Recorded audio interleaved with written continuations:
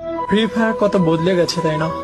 আজকাল নতুন প্লেয়ারদের কাছে পুরানো কালেকশন থাকে, আর এক ছিল আমাদের সময় শুধু ফ্রিতে দেওয়া বান্ডিল ছাড়া কিছুই ছিল না।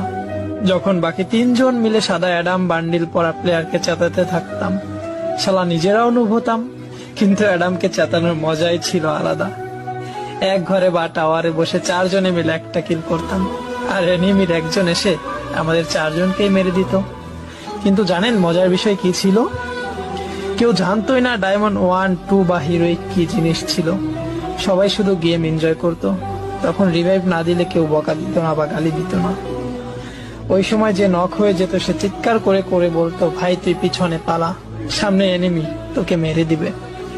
ম্যাচ হারার পরে কখনোই লবিতে এসে এই বিষয়ে ঝগড়া হতো না যে তোমার ভুল, ওর ভুল বা আমার ভুল ছিল, কারণ চারজন মিলে একজনকে মারলে সবার হৃদয় ভয়ে কাঁপতে থাকতো।